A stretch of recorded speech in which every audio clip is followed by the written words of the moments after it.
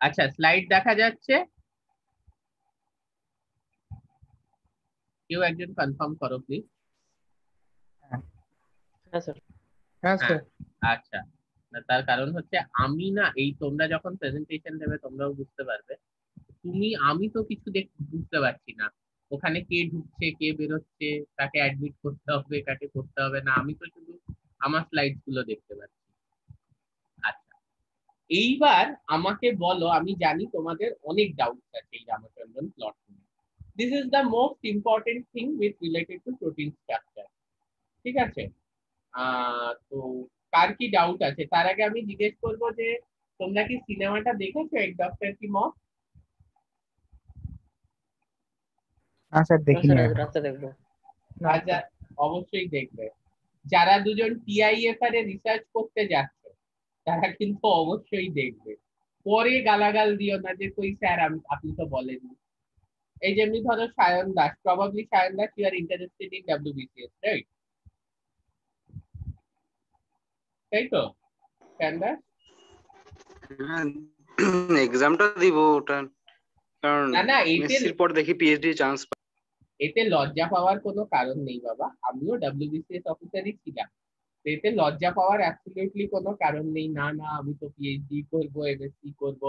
আরে it's a very good field. কেউ বলেছে যে ওটা খারাপ জিনিস? ওটা একটা অত্যন্ত ভালো ফিল্ড। ঠিক আছে, এখন যদি তোমার মনে হয় যে না আমি এখন আগামী 7-8 বছর দিতে রাজি নই আমার জীবনে হিসাবে, আমাকে তাড়াতাড়ি এস্টাবলিশ হতে হবে যে কোনো কারণেই হোক, আমাকে তাড়াতাড়ি সেট আপ করতে হবে সবকিছু, it's okay, no problem. WBCS officer হওয়ার ব্যাপারে এত অ্যাপোলোজেটিক হওয়ার কি আছে? ওটা কি কোনো খারাপ জিনিস? ওটা একটা দারুণ জিনিস। এই যে যেমনি Arup, he is one of our best student. Akash এত ভালো একজন ছাত্র, দুজন ইউনিভার্সিটি র্যাঙ্কার, কিন্তু ওরা তো আর এমএসসি প্রসিড করলো না। তোমরা নিশ্চয়ই জানো অরূপ এবং আকাশ ওরাও তো টপ 10 এর মধ্যেই ছিল ইউনিভার্সিটিতে, তো এমএসসি তে গেলই না, দুজনেই ডাব্লিউবিসিএস গেল, দেয়ার ইজ নো না, প্রবলেম। এমএসসিটা করবো। এমএসসি করে ডাব্লিউবিসিএস করবে? করে আগেই করে নাও, আগেই করে নাও, নিয়ে আবার এমএসসি 2 বছর নষ্ট করবে কেন? যাই হোক, আমি যেটা তোমাদের বলতে চাইছি, একটা ছোট্ট জিনিস জাস্ট বলে স্টার্ট করি। তো তখন কিন্তু হয়তো দেখবে রুদ্রজিৎ ফ্রাস্ট্রেটেড হয়ে যাচ্ছে, বলবে যে আমি আর সায়ন দাস আমরা তো একসাথেই পড়তাম, একটাই ক্লাসে পড়েছি, একটাই ইয়েতে পড়েছি, আজকে ওর অত টাকা, অত বড় পজিশন, লাল গাড়ি নিয়ে, লাল বাতি লাগা গাড়ি নিয়ে ঘুরে বেড়াচ্ছে, আর এদিকে আমি টিআইএফআর এর রোজ গাইডের গালাগাল খেয়ে যাচ্ছি। পিএইচডি মানে তো রোজ গাইডের গালাগাল খাওয়া, এ তো প্রত্যেকে। তো সেই প্যাশনটা না থাকলে কিন্তু জয়েন করো না। কারণ এই জিনিসগুলো যেগুলো তোমরা সিনেমাটায় দেখবে এগুলো কিন্তু রিয়ালিটি। পিএইচডি রিসার্চে বা যে কোনো রিসার্চে কিন্তু এগুলো রিয়ালিটি। কিন্তু তুমি যখন সাকসেসটা পাবে, সেই সাকসেসটা কিন্তু একটা ডাব্লিউবিসিএস এর থেকে অনেক ওপরে, because you are going to get international recognition. So I would recommend যারা পিএইচডি করবে এমএসসি করবে ভাবছো, you must go through that movie one. ঠিক আছে, সেইটা কিন্তু একটা বিশাল রেকমেন্ড। যত গুড তত মিঠে। তুমি যদি নিজের কেরিয়ারের পেছনে আরো 10 বছর দাও, 10 বছরটা অত্যন্ত কষ্টকর হবে, কিন্তু তারপর তুমি রেকগনিশন পাবে। আর যদি তোমার মনে হয় এখন আমি ফিক্স করছি, এখন ফিক্স করো, তাতেও তোমার 10 বছর তুমি আরো অনেকটা এগিয়ে যাবে। যে এখন ডাব্লিউবিসিএস এ জয়েন করছো, মেবি যদি ডিএসপি সিএসপি জয়েন করো 10 বছর পর আইপিএস হয়ে যাবে। সবই ঠিক আছে, এটা তো তোমার পার্সোনাল চয়েস, এটা তো কেউ কাউকে বলতে পারে না। আমার সায়েন্স করতে ভাল লাগে, রিসার্চ করতে ভাল লাগে, আমি এই ফিল্ডে আছি। এবং ট্রাস্ট মি, আমাকে 100 জন বলে পাগল ইয়ে ছিলে, ভিডিও ছিলে, কেন করলে, ইত্যাদি করলে, but I don't have any regret. আমি যদি আইএস অফিসারও হতাম, এসডিও হতাম, ডিএমও হতাম, তবুও আমি এই কাজটাই করতাম, এই কাজটা আমি পারি। তো এটা তোমাদের উপর। Anyway, now coming back to this Ramachandran plot, আমি কেন বললাম, বিকজ জিএন রামাচন্দ্রন, তোমরা কেউ জিএম রামাচন্দ্রনের ব্যাপারে জানো? He was exactly a victim of this scientific mafiagiri and scientific bureaucracy. হ্যাঁ বলো, কেউ কিছু বলছো? সায়েন্টিফিক মাফিয়া কিন্তু একটা খুব ইম্পর্টেন্ট কনসেপ্ট, জানো তো? আমি তোমাদের একটা কথা বলেছি যে লাইসোজাইমের structure, did I give you that example? না স্যার। হ্যাঁ, লাইসোজাইমের স্ট্রাকচারটা 60-এর দশকে আবিষ্কার হয়েছিল এবং স্ট্রাকচারটা একটা ভুল স্ট্রাকচার ছিল, জানো তো? সেই স্ট্রাকচারটা ইট ওয়াজ কমপ্লিটলি একটা ভুল স্ট্রাকচার, এবং তারপরে 40 বছর ওই ভুল স্ট্রাকচারটাই থেকে গেছে পিডিবিতে, এবং সবাই মেনেছে, কারণ যিনি ওটা আবিষ্কার করেছিলেন তিনি এবং তার রিসার্চ গ্রুপ অ্যাসোসিয়েট এত পাওয়ারফুল, যখনই কেউ ঠিক স্ট্রাকচারটা পাবলিশ করতে গেছে তারা কোনো পাবলিশই করতে পারে। সেই ভদ্রলোক 2001 সালে মারা যান। মারা যাওয়ার পরে, আমি নাম বলছি না, অত বড় সায়েন্টিস্টের নাম এনে এখানে ইয়ে করা উচিত না, কারণ তার তো শুধু লাইসোজাইম স্ট্রাকচার আবিষ্কার করেছেন তা নয়, তার অনেক পাইনিয়ারিং কাজ আছে। হ্যাঁ, ফলে এত বড় একজন সায়েন্টিস্টকে অসম্মান করাটা উচিত না, আমি নামটা তাই বলছি না। 2001 সালে তিনি মারা যান।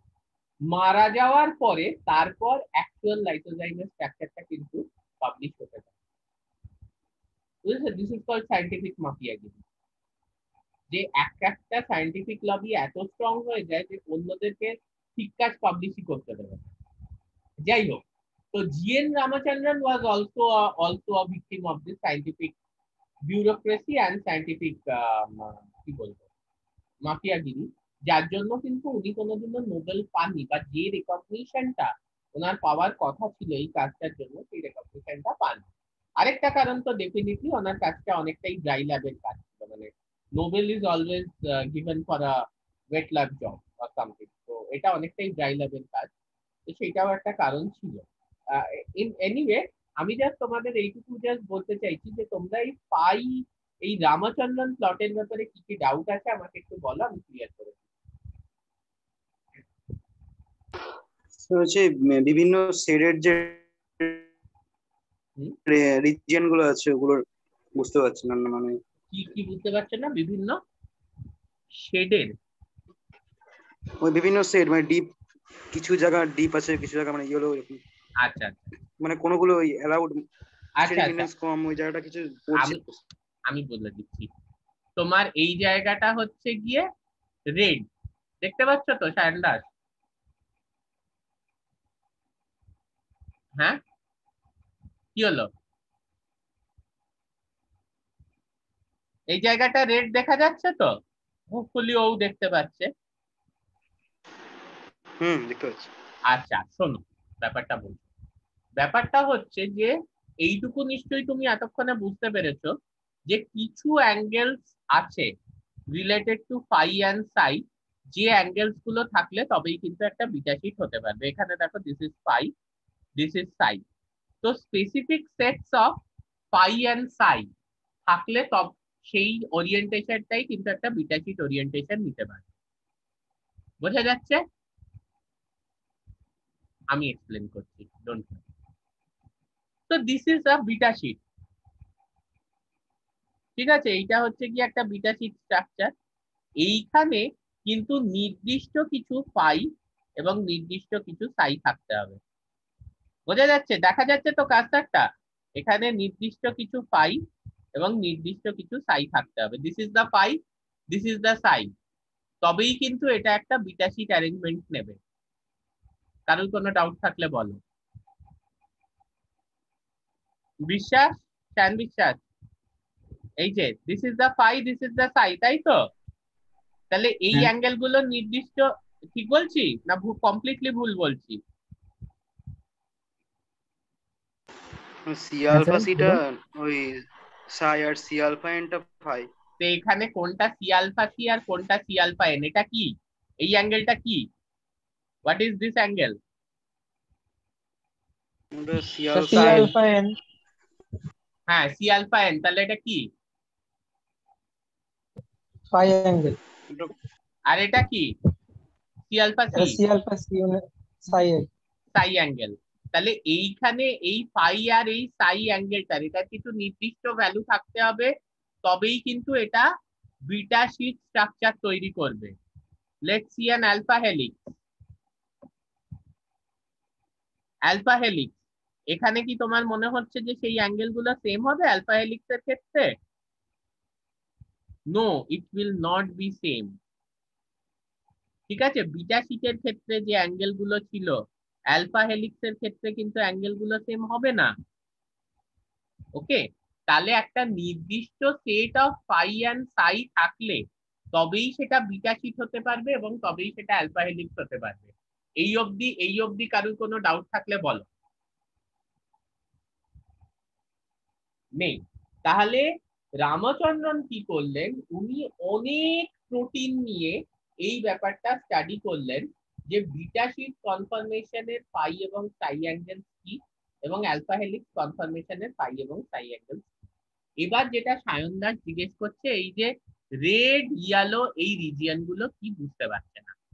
দেখো ব্যাপারটা হচ্ছে যে হলেও চলবে, হ্যাঁ, কিন্তু ধরো তোমার যদি শ্রীপদ সিং কলেজে বায়োটেকনোলজি অনার্স চাই, 85% ওপর মার্কস পেলে তুমি শিওর অনার্স পাবে, ঠিক আছে? কিংবা ধরো তোমার কল্যাণী ইউনিভার্সিটিতে এমএসসি পড়তে হবে, তো কল্যাণী ইউনিভার্সিটিতে যদি এমএসসি পড়তে হয় তাহলে তুমি যদি 75% মার্কস পাও বিএসসি তে তাহলে তোমার শিওর চান্স, কিন্তু 70 to 75% যদি থাকে তাহলেও কিন্তু তুমি পেয়ে যাবে।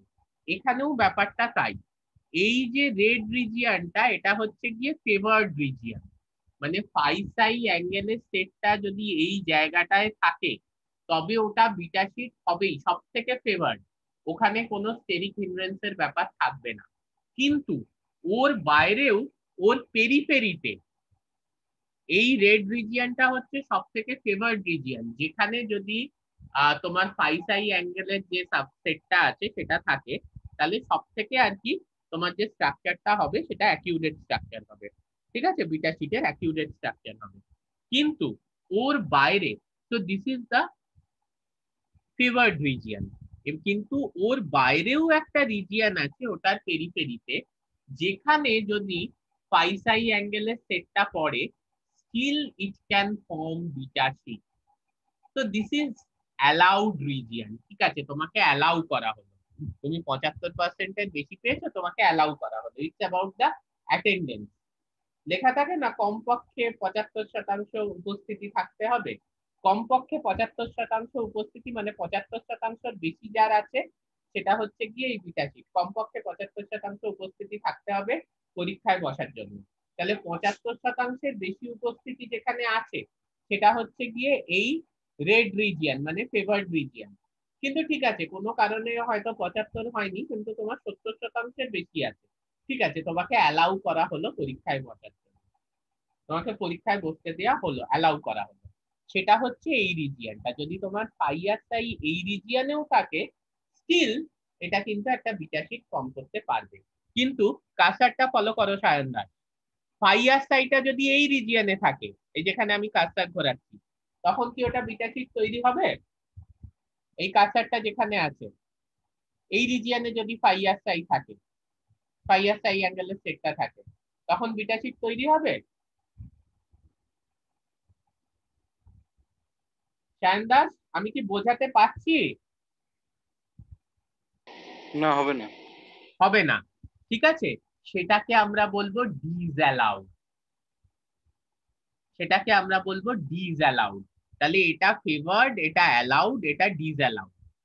সিমিলারলি রাইট হ্যান্ডেড হেলিক্সের ক্ষেত্রে এই রেড রিজিয়নটা ফেভার্ড, কিন্তু ওর পেরিফেরিতে একটা হলুদ রিজিয়ন আছে যেখানে ফাই সাই অ্যাঙ্গেলের সাবসেট থাকলেও still it can form a right handed helix. কিন্তু যদি এই জায়গায় থাকে সেখানে কিন্তু কখনোই হবে না। আমি বোঝাতে পারলাম তো রেড আর ইয়েলো রিজিয়নের ব্যাপারটা? হুম। এইবারে এইখানে প্লটটা দেখো।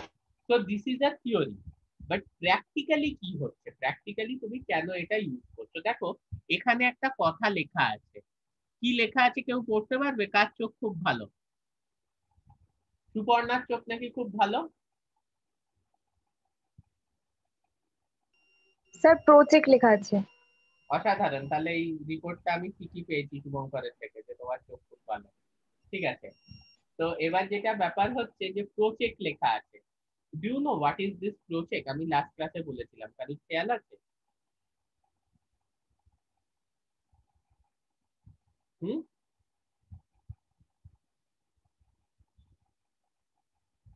কারোর খেয়াল আছে প্রোচেক কি? প্রজেক্ট হচ্ছে গিয়ে একটা software, it's a online platform. হ্যাঁ, এক্সপ্যাসি এটা ইয়ে করে। এটার সাহায্যে তুমি কি করতে পারো, ধরো তুমি একটা প্রোটিনের স্ট্রাকচার সলভ করেছো, 3 ডাইমেনশনাল এক্সপেরিমেন্টাল স্ট্রাকচার। এবার তোমার কাছে একটা পিডিবি আছে, কিন্তু তুমি সলভ করে দিলেই তো হবে না, আদেও সেটা ঠিকঠাক সলভ হয়েছে কিনা, মানে রেসিডিউস গুলো ফেভার্ড বা অ্যালাউড রিজিয়নে আসছে কিনা সেটা তোমাকে দেখতে হবে। কারণ এইটা হচ্ছে গিয়ে যাকে বলে বাইবেল, এই রামচন্দ্রন প্লটটা। তোমার এইটা হচ্ছে গিয়ে প্যারামিটার, মানে সোনা পিওর কিনা মাপে না, কিভাবে মাপে সুপর্ণা? সোনা পিওর কিনা আগে কিভাবে দেখে, দেখতো? স্যার জানি না আমি। তুমি মেয়ে হয়ে সোনা পিওর কিনা কিভাবে ইয়ে করা হতো আগে জানো, জানো না? কেউ জানে? জলে ডুবিয়ে গলিয়ে নাই। গলিয়ে নেয়, জলে ডুবিয়ে, ছাতার মাথা। কেউ কষ্টি পাথর শুনেছো? কষ্টি পাথর, হ্যাঁ হ্যাঁ স্যার। স্যার, কষ্টি পাথর দিয়ে কি করা হয়? আরে এটা আগে করা হতো, এখন তো ওটা সব, দিয়ে ঘষলে বোঝা যায়। হ্যাঁ এক্স্যাক্টলি, এখন তো সব হলমার্ক, তাহলে এখন আর ওসবের কোনো ব্যাপার নেই, এখন তো সবই হলমার্ক, তাহলে এখন ওসবের ব্যাপার নেই। এইটা হচ্ছে এই রামচন্দ্রন প্লটটা হচ্ছে ওই কষ্টি পাথর। তোমার স্ট্রাকচারটা ঠিক আছে কিনা এই রামচন্দ্রন প্লটটা কিন্তু সেটা ডিটারমাইন করবে। তুমি 3 ডাইমেনশনাল স্ট্রাকচার তোমার মতো সলভ করে দিবে, এক্স রে ডিফ্রাকশন করে কিংবা এনএমআর স্পেকট্রোস্কোপি করে, দ্যাট মিনস নাথিং। সেইটার স্ট্রাকচারটা ঠিক আছে কিনা সেইটা তোমাকে এই কষ্টি পাথর দিয়ে দেখতে হবে। কিভাবে দেখবে? এই যে সার্ভারটা প্রোচেক, এই প্রোচেক সার্ভারটা তে তুমি কি করবে, যে তোমার যে পিডিবি ফাইলটা আছে সেই পিডিবি ফাইলটাকে আপলোড করবে। করলে সেই পিডিবি ফাইলটা এরকম একটা রামচন্দ্রন প্লট জেনারেট করে দেবে। এইবারে এটা একটা দারুণ স্ট্রাকচার, তাই জন্য এখানে দেখাচ্ছে গিয়ে হচ্ছে, দেখো এইখানেও ওই ওই স্ট্যাটিস্টিক্সই লেখা আছে, যে মোস্ট ফেভার্ড রিজিয়নে তোমার রয়েছে গিয়ে হচ্ছে 89.2%, মানে অলমোস্ট 90% রেসিডিউ মোস্ট ফেভার্ড রিজিয়নে আছে। হ্যাঁ, আরো প্রায় 10.6% রেসিডিউ অ্যালাউড রিজিয়নে আছে। জেনারাসলি অ্যালাউড, মানে ঠিক আছে, এবার 70%ও হয়নি। শুভঙ্করের অ্যাটেন্ডেন্স কত হয়েছে না, 65%-এর বেশি আছে, 68। ঠিক আছে, প্রিন্সিপাল বা হেড ভাবলো আচ্ছা ঠিক আছে চলো, ছেলেটা ভালো ছেলে, পড়াশুনো করে, ক্লাস মন দিয়ে করে, করতে দাও, পরীক্ষাটা দিতে দাও। This is called generously allowed, 68%। কিন্তু 50% হলে কেউ বসতে দেবে না, সেটা হচ্ছে গিয়ে ডিসঅ্যালাউড। তাহলে এই স্ট্রাকচারটায় যেটা দেখা যাচ্ছে, যে 89.2% রেসিডিউ হচ্ছে গিয়ে তোমার মোস্ট ফেভার্ড রিজিয়নে, মানে টোটাল 498টার মধ্যে 444টা রেসিডিউ হচ্ছে মোস্ট ফেভার্ড রিজিয়নে, 53টা রেসিডিউ হচ্ছে গিয়ে অ্যালাউড রিজিয়নে, একটা রেসিডিউ হচ্ছে জেনারাসলি অ্যালাউড রিজিয়নে, একমাত্র শুভঙ্কর। ডিসঅ্যালাউড রিজিয়নে কেউ নেই। যদি অতনু ক্লাস করছে কিনা জানি না, থাকতো তাহলে অতনু নির্ঘাত ডিসঅ্যালাউড রিজিয়নে থাকতো, কোনোভাবেই ওকে পরীক্ষা দিতে বসতে দেওয়া হতো না, ওর অ্যাটেন্ডেন্স এত কম। ঠিক আছে, আর এখন তার ফুল চাঁদও দেখি ক্লাস অ্যাটেন্ড করে না। যাই হোক, তা এইটা হচ্ছে গিয়ে টোটাল গল্পটা, বোঝা যাচ্ছে? তোমাদের একটা ছোট্ট হোম টাস্ক আমি দিচ্ছি, তোমাদের কাছে কোনো পিডিবি ফাইল আছে? আমার কাছে একটা থাকতে পারে মনে হয়, দেখবো। আর তোমাকে আমি দিয়েছি, ঠিক আছে, আমি তোমাদের গ্রুপে একটা পিডিবি ফাইল দিয়ে দিচ্ছি। তোমরা সিম্পল গুগলে লিখবে প্রোচেক রামচন্দ্রন প্লট, দিয়ে সেখান থেকে প্রোচেকের লিঙ্ক পাবে। লিঙ্ক পেলে ওই পিডিবি ফাইলটাকে আপলোড করবে। আপলোড করার পর এইরকম একটা প্লট রেজাল্ট হিসেবে পাবে। ঠিক আছে, এটার জন্য আমি কোনো মার্কস বা কিছু বলছি না, বাট সেই রেজাল্টটা পেয়ে নিজেরা একটু দেখবে জিনিসটাকে। তাহলে আমি তোমাকে একটা পিডিবি ফাইল দিচ্ছি, মানে একটা প্রোটিনের 3 ডাইমেনশনাল স্ট্রাকচার সলভ করা ফাইল দিচ্ছি, সেইটাকে তুমি আপলোড করলে প্রোচেকে, এবং সেখান থেকে তুমি রামচন্দ্রন প্লটটা পেলে। Now go through this Ramachandran plot, তুমি নিজেই কিন্তু অনেক কিছু শিখে যাবে। বোঝাতে পারছি? আচ্ছা, এখানে আমি দুটো জিনিস তোমাদেরকে ইয়ে করতে বলবো। হ্যাঁ, সেটা হচ্ছে লক্ষ্য করতে বলবো। এখানে হচ্ছে নাম্বার অফ গ্লাইসিন রেসিডিউস আর নাম্বার অফ প্রোলিন রেসিডিউস, আর and number of residues excluding glycine and proline. তাহলে what is so special about glycine and proline, সেটাও কিন্তু আমরা আজকে দেখতে চলেছি। Is that okay? Ramachandran plot নিয়ে আর কারোর কোনো ডাউট থাকলে এক্ষুনি বলো, এটা কিন্তু সব থেকে ইম্পর্টেন্ট জিনিস। আই এম ভেরি সরি যে তোমরা কেন এটা ফার্স্ট সেমিস্টারে শেখোনি, হয়তো আমারই ভুল, আমি শিখে উঠতে পারিনি। তো যাই হোক, I am very sorry for that. But yeah, মানে অ্যাকচুয়ালি সত্যি বলছি, তখন আমার মনে হতো যে তোমরা বোধহয় টিউশন কি পড়ো, ফলে আমাদের ক্লাসটা অত ইম্পর্টেন্ট না, সেই জন্য আমিও তখন অত এফর্ট দিতাম না। বাট এখন আমার মনে হয়, যাই হোক, আমার ক্লাসও কেউ কেউ অ্যাটেন্ড করতে ইন্টারেস্টেড, যার জন্য আমিও একটু এফর্ট দিয়ে পড়াই। যাই হোক, হোয়াট এভার, এইখানে আমি যেটা তোমাদের বলছি যে আর যদি কারোর কোনো ডাউট থাকে এক্ষুনি বলো। আর এই দুটো জিনিস মাথায় রাখো যে গ্লাইসিন আর প্রোলিনকে আলাদা করে মার্ক করা হচ্ছে। আর তিনটে রিজিয়ন, একটা হচ্ছে ফেভার্ড, একটা হচ্ছে allowed, generously allowed, it's okay, it is considered under allowed only, আর একটা হচ্ছে ডিসঅ্যালাউড। ডিসঅ্যালাউড রিজিয়নে যদি 2% এর বেশি রেসিডিউ থাকে, তাহলে কিন্তু স্ট্রাকচারে গড়বড় আছে, পিডিবি কিন্তু সেই স্ট্রাকচার নেবে না। আইডিয়ালি ফেভার্ড রিজিয়নে 90% এর উপর রেসিডিউ থাকতে হবে। আইডিয়ালি ফেভার্ড রিজিয়নে 90% এর উপর রেসিডিউ থাকতে হবে।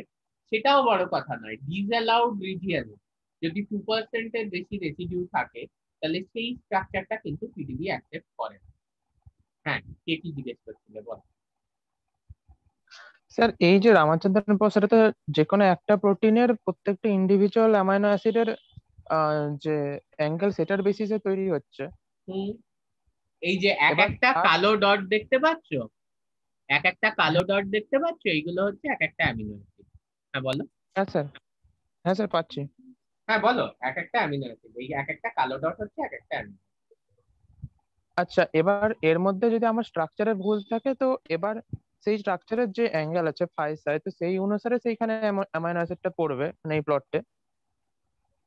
তোমার যদি স্ট্রাকচারে ভুল থাকে, তাহলে এই যে রিজিয়নটা আছে, যে রিজিয়নে অ্যামিনো অ্যাসিডটার পড়ার কথা, ধরো সেটা একটা বিটা চিটের অ্যামিনো অ্যাসিড, তাহলে সেটার এই রিজিয়নে পড়ার কথা,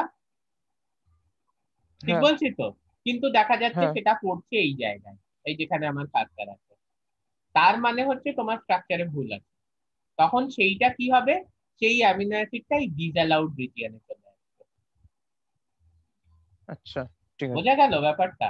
তোমার একটা ধরো সে ফেনাইল অ্যালানিন, সেটা এই রিজিয়নে পড়ার কথা, কিন্তু দেখা যাচ্ছে যে সেটা হেলিক্সে পড়ছে না, সেটা এই রকম একটা রিজিয়নে এসে পড়ছে।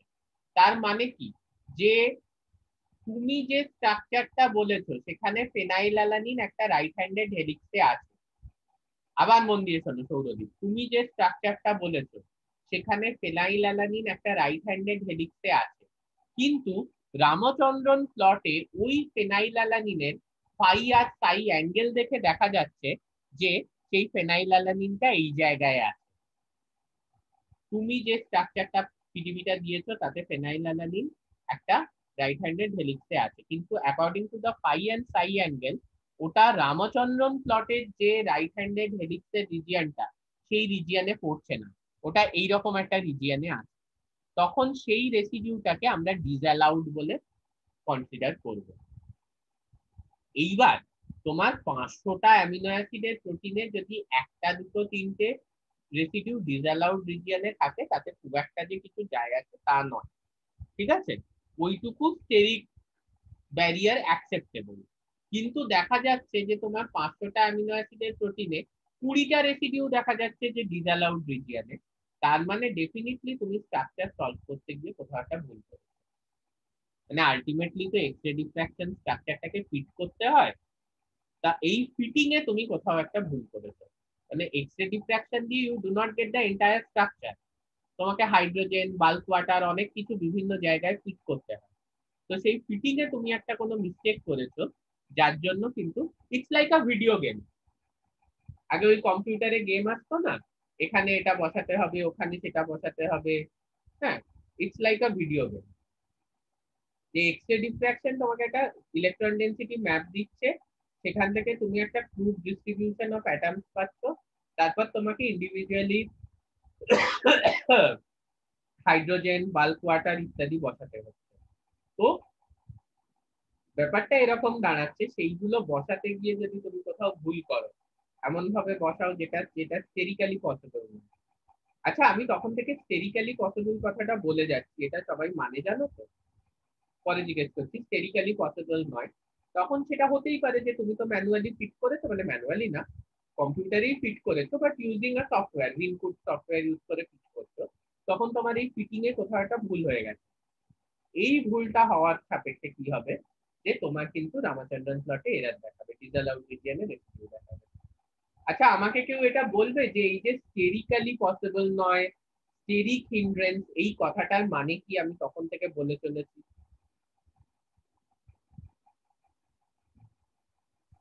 মানে স্যার সব অ্যামাইনো অ্যাসিডের তো আর গ্রুপ সেম থাকে না, কারোর এমনি নর্মাল লাইট আর গ্রুপ থাকে, আবার কারোর হেভি আর গ্রুপ থাকে, তো সেইটা একটা ইম্প্যাক্ট করছে যে তাদের মানে বিটুইন যে বন্ড অ্যাঙ্গেলটা হবে সেটা কত ডিগ্রি হবে।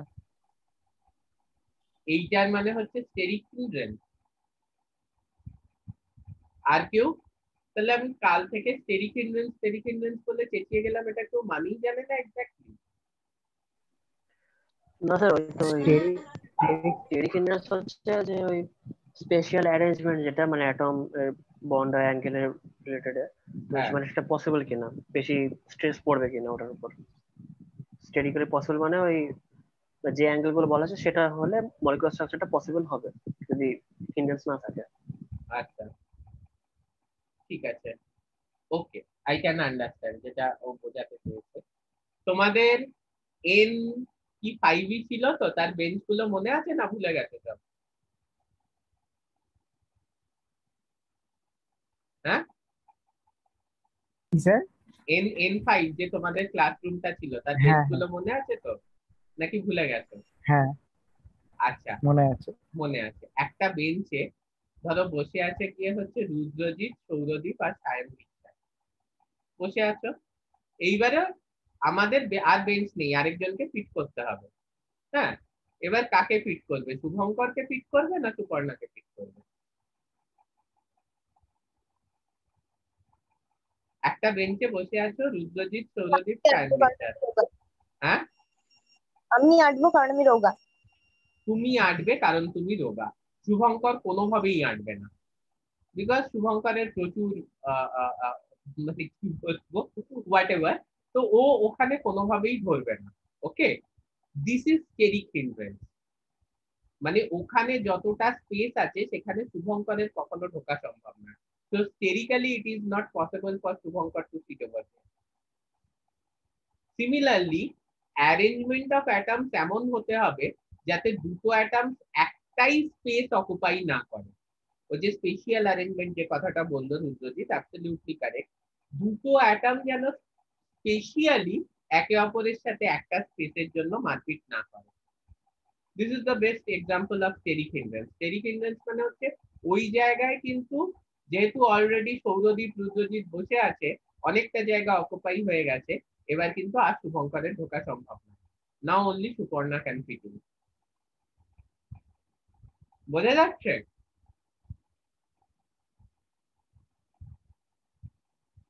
হ্যাঁ, ওকে, হ্যাঁ ফাইন। স্যার। হ্যাঁ, না মানে আমি এটাই ভাবছিলাম যে আমি কাল থেকে স্টেরিক হিন্ড্রেন্স বলে যাচ্ছি, ব্যাপারটা লোকে জানে কিনা। আচ্ছা, এইবার আমরা একটা খুব সহজ জিনিসে চলে যাই, যেটার ব্যাপারে তোমরা জানো, সেটা হচ্ছে levels of protein, levels of structure in protein. ঠিক আছে, তো এইটা খুব একটা সুন্দর ছবির সাহায্যে এখানে কিন্তু এক্সপ্লেন করা আছে। So this is the primary structure. What is the primary structure? It is nothing but the sequence of amino acid. ঠিক আছে, now it is folding into a alpha helix which is a secondary structure. Fine. এর পরের লেভেলে দেখা যাচ্ছে যে এই secondary স্ট্রাকচারটা ফার্দার ফোল্ড করছে, করে একটা টার্সিয়ারি স্ট্রাকচার তৈরি করছে, এবং এই ফোল্ডের একটা ইনিশিয়াল সাবসেট কম্পোনেন্ট হচ্ছে গিয়ে কিন্তু alpha helix. There could be other things as well, beta sheet থাকতে পারে, টার্ন থাকতে পারে, অনেক কিছু থাকতে পারে। So this So these are primary structures যেটা হচ্ছে গিয়ে sequence of amino acids. Now this could fold into a secondary structure which could be a কি হতে পারে সুপর্ণা secondary structure?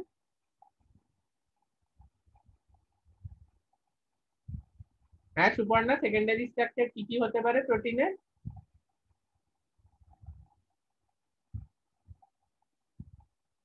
কি আর কেউ নাকি আমার গলা শোনা যাচ্ছে না? আলফা হেলিক্স আর বিটা শিট। আলফা হেলিক্স আর বিটা শিট, আর কিছু হতে পারে না? Turn, coil. Very good.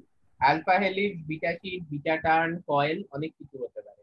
ওকে, তো এইবারে প্রাইমারি স্ট্রাকচারটা সেকেন্ডারি স্ট্রাকচারে ফোল্ড করছে। সেকেন্ডারি স্ট্রাকচারটা ফার্দার টার্সিয়ারি স্ট্রাকচার, মানে ফার্দার ফোল্ডিং হচ্ছে। টার্সিয়ারি স্ট্রাকচারের সিগনিফিকেন্স হচ্ছে ফর মোনোমারিক, মানে যে প্রোটিনের একটা সাব ইউনিট আছে, ঠিক আছে, একটা পলিপেপটাইড আছে, সেই প্রোটিনের ক্ষেত্রে বা মোনোমারিক যেটাকে আমরা বলছি প্রোটিনের ক্ষেত্রে, যেটা হচ্ছে যে এই ধরনের সেকেন্ডারি স্ট্রাকচার যখন টার্সিয়ারি স্ট্রাকচারে ফোল্ড করে, that gives the functionality to the protein, মানে tertiary folding is equivalent to the functional protein. কিন্তু এটা সব প্রোটিনের ক্ষেত্রে নয়। যেখানে তোমার একাধিক সাব ইউনিট আছে সেখানে কিন্তু আবার কোয়ার্টেনারি স্ট্রাকচার থাকে, মানে দুটো সাব ইউনিট একে অপরের সঙ্গে প্রপার ওরিয়েন্টেশনে যুক্ত হলেই তবেই কিন্তু ফাংশন করতে পারবে। আমরা জানি যে হিমোগ্লোবিনের ক্ষেত্রে ধরো এই যে টার্সিয়ারি স্ট্রাকচারটা, this corresponds to maybe 1 alpha or 1 beta, but 1 alpha or 1 beta is not the functional কি বলবো 1 alpha or 1 beta cannot perform the functional attributes of hemoglobin. Okay, to perform the functional attributes of hemoglobin, what do we need? We need a arrangement, assembly between this 2 alpha and 2 beta subunits. ঠিক আছে, 2 alpha and 2 beta subunits need to assemble in a proper orientation, ঠিক আছে, to make the functional hemoglobin. So this is the quaternary structure. Primary structure sequence of amino acids, secondary structure হচ্ছে ওইটা fold করছে, fold করে কি তৈরি করতে পারে? Alpha helix, beta sheet, beta turn, beta coil. Tertiary structure কি হয়েছে? এবার এর মধ্যে সুপার সেকেন্ডারি ইত্যাদি আছে, এই মুহূর্তে আমরা তাতে যাচ্ছি না কারণ আমাদের একটা অন্য জিনিস দেখার আছে। সেখানে সেই সেকেন্ডারি স্ট্রাকচারটা ফার্দার ফোল্ড হচ্ছে, যে ফোল্ডের এক একটা সাব ইউনিট হচ্ছে গিয়ে এই alpha helix, beta sheet etcetera, এবং একটা ফাংশনাল ডোমেন কাইন্ড জিনিস তৈরি করছে, which is the tertiary structure. And for multi subunit protein, again this tertiary structure needs to assemble with each other, meaning each of the polypeptide with a tertiary structure, I repeat, each of the polypeptide with a tertiary structure needs to assemble with each other to form the functional protein. ঠিক আছে, এইবারে D novo বা অ্যাব initio 3-dimensional structure prediction এর ব্যাপারে আমি তোমাদের বলেছিলাম। Do you people remember it? Ab initio 3-dimensional structure prediction. মনে আছে কারুর? এক্স-রে ডিফ্রাকশনের সময় বলেছিলেন। হ্যাঁ, মানে সেটা কি? ab initio 3-dimensional structure predictionটা কি? ab initio মেথডটা কি?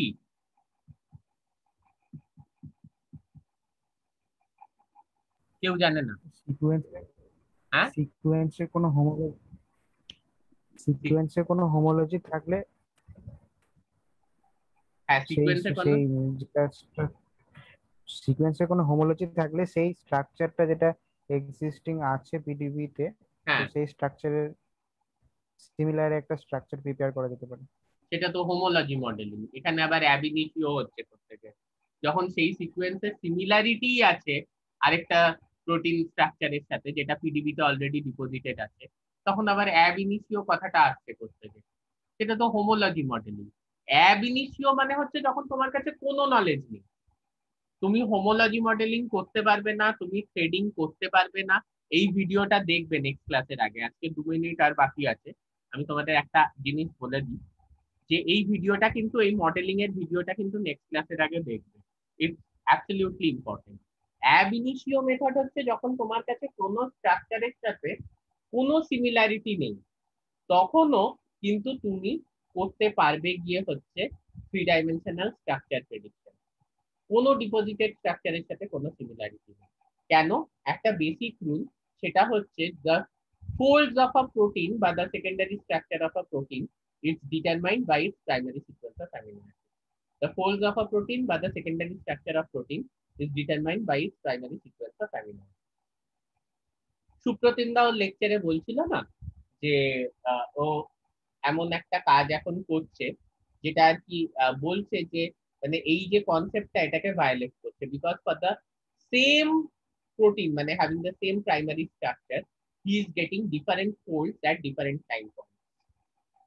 হ্যাঁ, for the same protein with same second primary structure he is getting different folds with different time points. তো এখানে আমি যেটা তোমাদের বলতে চাইছি সেটা হচ্ছে এই যে অ্যাব ইনিশিও মেথডে প্রেডিকশনটা কিভাবে করা যায়, কিসের ওপর বেস করে, সেই জিনিসটা আজকে 1 মিনিটের কম সময় আছে, আমরা নেক্সট দিন দেখব। But before that you must go through this modelling PPT. Okay, next class কাল বা পরশুই হবে, আমি তোমাদের জানিয়ে দিচ্ছি। Now we can leave. If we have any doubt, please আমাকে WhatsApp করো, আমি রিপ্লাই দিয়ে দিচ্ছি। ab initio মেথডটা কি দেখে রাখবে কিন্তু লাস্ট এর পরের ক্লাসের আগে। ab initio method of protein tertiary structure prediction বা 3D স্ট্রাকচার প্রেডিকশন সবাই দেখে রাখবে, আমি ক্লাস নিয়েছি এটার উপর।